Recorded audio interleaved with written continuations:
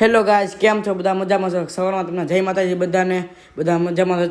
પછી ડાયરેક્ટ કર્યો મેં તો વ્લોગ ડાયરેક્ટ ભુજમાંથી, કારણ કે ભુજ અમે રાત રોકાયા હતા. પછી અમારે જવાનું હતું આશાપુરે, કારણ કે બધા સવારમાં બધા થઈ ગયા છે ફ્રેશ, એટલે કે નાઈન બાય ધોયો તૈયાર, બધા તૈયાર થાય છે આગળની સફર માટે.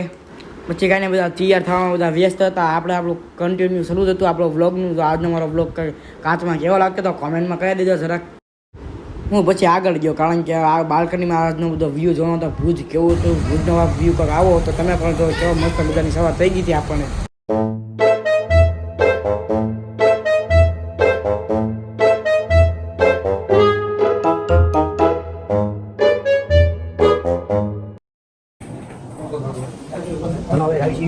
માંડવી સાઈડ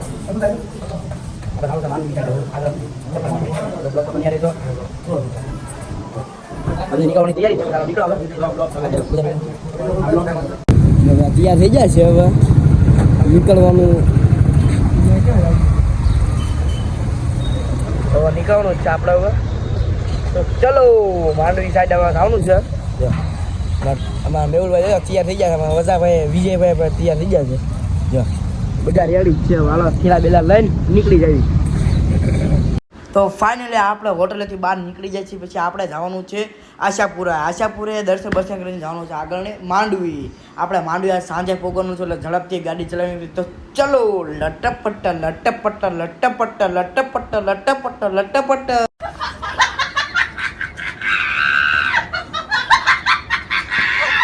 તો ફાઇનલી આપણે પગી ગયા છે માતાના મઢે, કે આશાપુરા મઢે, એટલે કે આશાપુરા.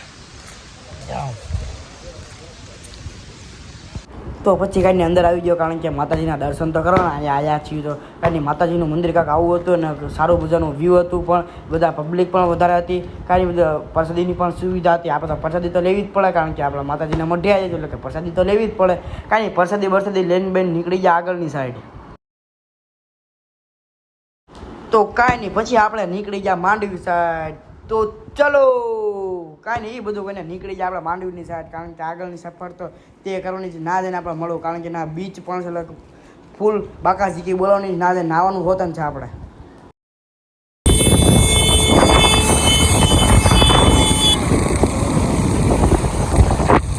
ફાઇનલી આપણે પહોંચી ગયા છીએ માંડવી બીચ ઉપર. હવે આપણે ખાવાનું છે દરિયામાં નાવા. ચલો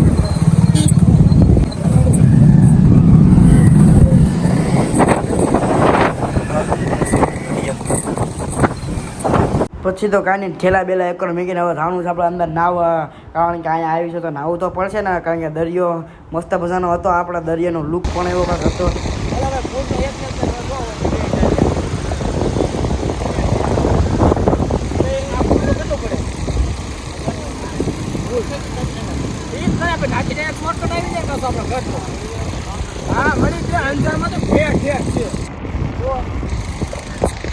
નાના બધા તૈયાર થઈ જાય, બધા દરિયામાં હોતા નાયા છે.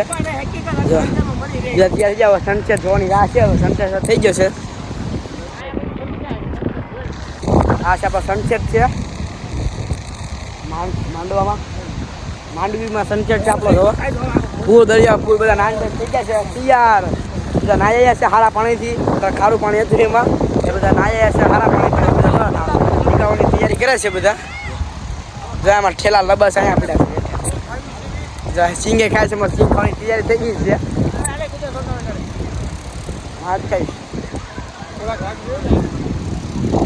જો સનસેટ જોવાની ફૂલ મજા આવશે. તમે આવી જાઓ પણ માંડવી ફરવા. ગાડી હોતો પણ ગાડીની આપણે કાંઈ ખબર નથી કરી.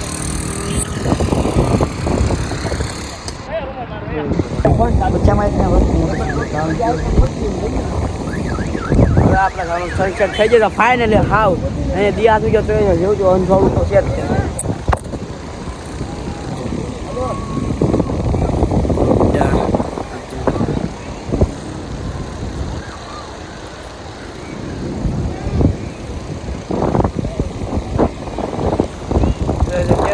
બહુ સારો છે.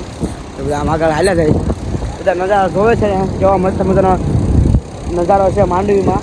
બધા નજારા જોતા આગળ હાલ્યા જાય છે. પછી આપણે ખાવાનું છે આગળ.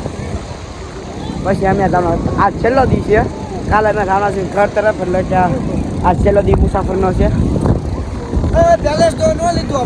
આ બીજ ઉપર એક વસ્તુ નોટિસ કરવાની હતી, કારણ કે જો ચાંદો ઉપર આવી ગયો તોય પણ દી આત્મી ગયો તો પણ અંજવાળું હતું. તો આને બોલો ટેકનોલોજીયા. જો ચાંદો તો છે જ તે ટેકનોલોજીયા.